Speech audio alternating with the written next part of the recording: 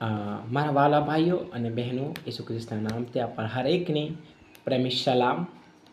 આજે હું તમને શીખવાડીશ વિડીયોના માધ્યમથી ગીતશાસ્ત્ર એનું 13મું કલમ 1થી લઈને 6 સુધી. આજે આપણે શીખીશું વિડીયોના માધ્યમથી કે પ્રભુ આપણને શું કહેવા માગે છે અને પ્રભુ આપણા જોડે શું ચાહે છે, અને આપણે જોઈશું કે આપણે પ્રભુના કરીબ કેવી રીતે જઈએ. ફર્સ્ટ ઓફ ઓલ, પહેલાં તો હું પરમેશ્વરનો ધન્યવાદ કરું છું કે પ્રભુએ મને એક સારો સુંદર સમય આપ્યો કે હું વિડીયોના માધ્યમથી તમારા લોકોના જોડે હું વચનને બાંટી શકું. તો જે ગીતશાસ્ત્ર 13મું કલમ છે એ ભક્ત દાઉદે લખ્યું છે, અને આ ભાગને 3 ભાગમાં ડિવાઈડ કરે છે. 3 ભાગમાં એને ડિવાઈડ કરે છે. પહેલો ભાગ છે ફરિયાદ. દાઉદ પરમેશ્વરના જોડે, દાઉદ પ્રભુના જોડે ફરિયાદ કરે છે. 1 અને 2 પહેલો ભાગ છે ફરિયાદ. 3 અને 4 એ બીજો ભાગ છે, એ છે પ્રભુને એ અરજી આપે છે. અને 5 અને 6 એ ત્રીજો ભાગ છે. એમાં પ્રભુને કહે છે, પ્રભુ તારા વિશ્વાસમાં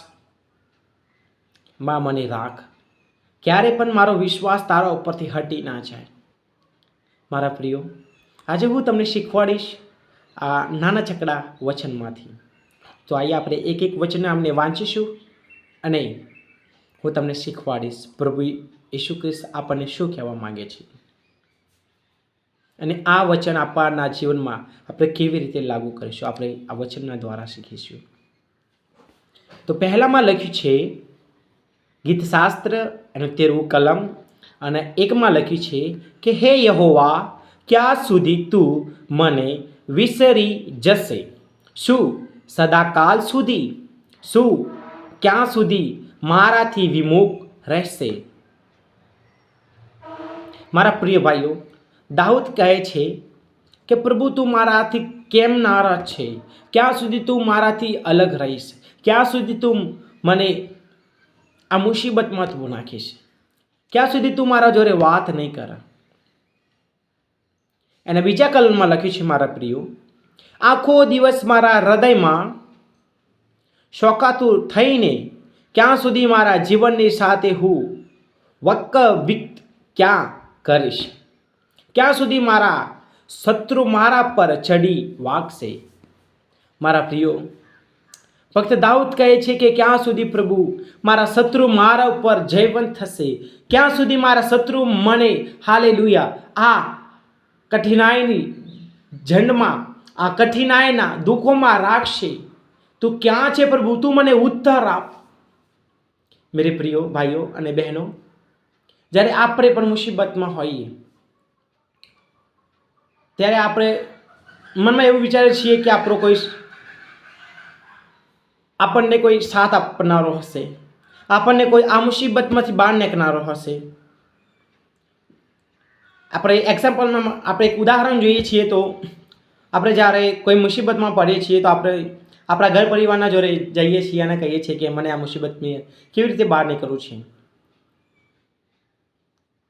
એ લોકો કહે છે કે હા, હું તમને કહીશ. આપણે જ્યારે આપણા દોસ્તોના જોડે જઈએ છીએ, આપણા ઘર પરિવારના જોડે છીએ, એ લોકો આપણને એક વાયદો આપે છે કે હા, હું તમને મદદ કરીશ, હા, હું તમને કહીશ, પણ એ લોકો એના પછી કહેતા નથી.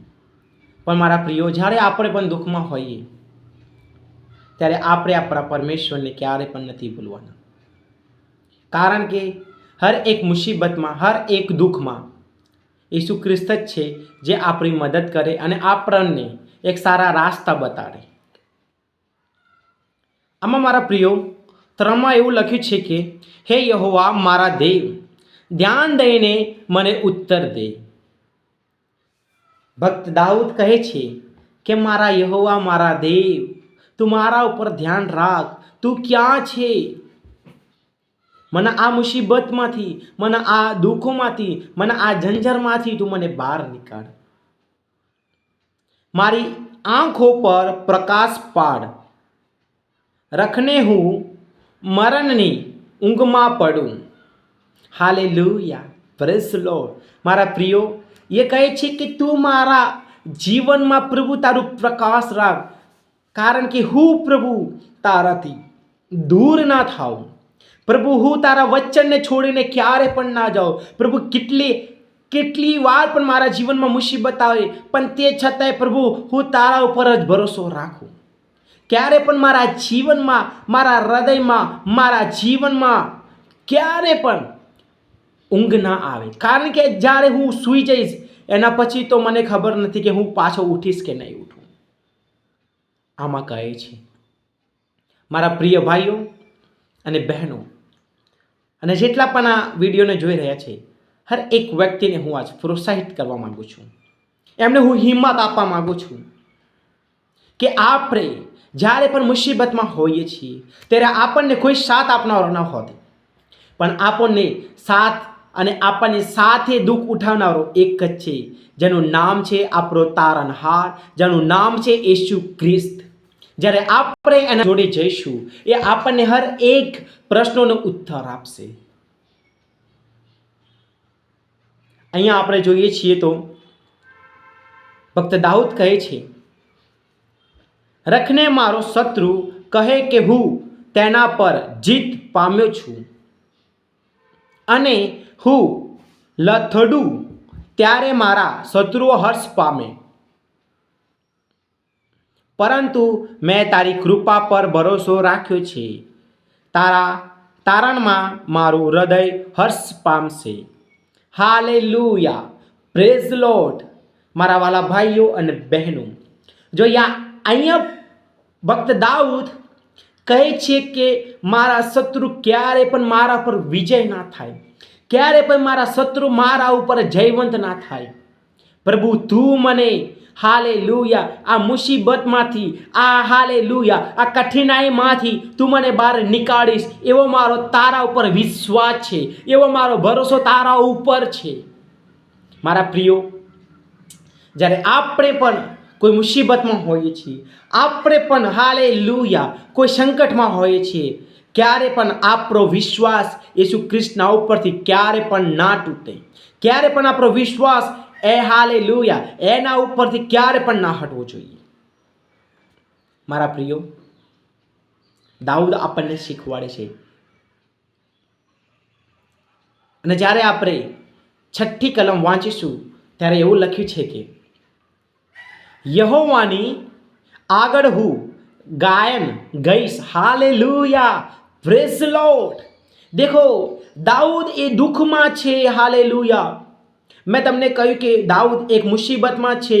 હાલેલુયા, એક દુઃખમાં છે, એની પાસે શત્રુ પડ્યા છે, તે છતાંય પણ દાઉદ હાલેલુયા એનો વિશ્વાસ, એનો ભરોસો એના ઉપરથી ક્યારે હાલેલુયા પરમેશ્વરના ઉપરથી, એ યેશુ ખ્રિસ્તના ઉપરથી, એના દેવના ઉપરથી એ ક્યારે પણ હાલેલુયા દૂર નથી કરતો.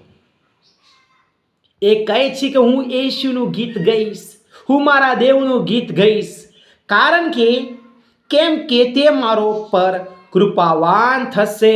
Hallelujah, praise lord.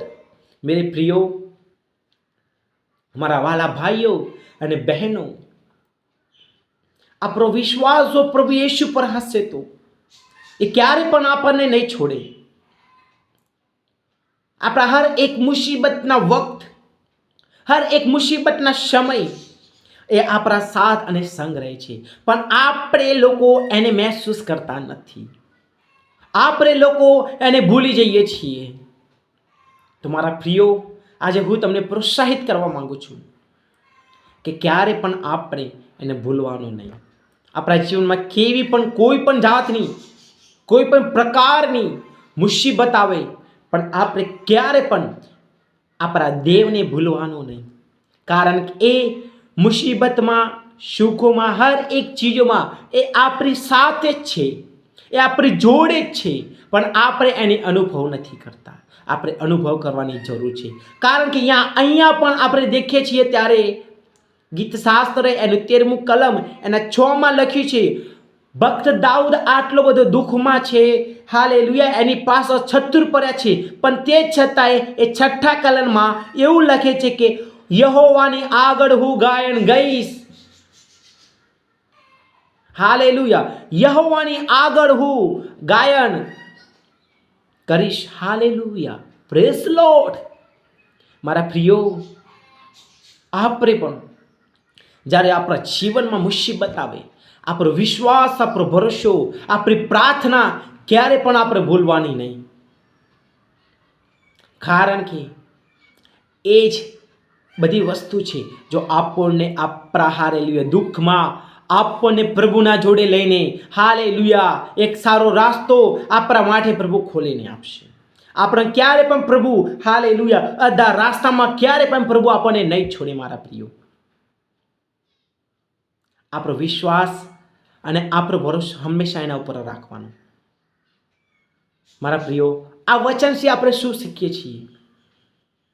આ વચનથી આપણે એ શીખીએ છીએ કે આપણો વિશ્વાસ, આપણો ભરોસો, મુસીબત આવે, દુઃખ આવે, હર એક ચીજમાં આપણો વિશ્વાસ અને ભરોસો આપણા દેવ પર રાખવાનો, જેને આપણને હાલેલુયા બનાવ્યા છે, આપણને રચ્યા છે, આપણા જીવનમાં એને શ્વાસ મૂક્યો છે.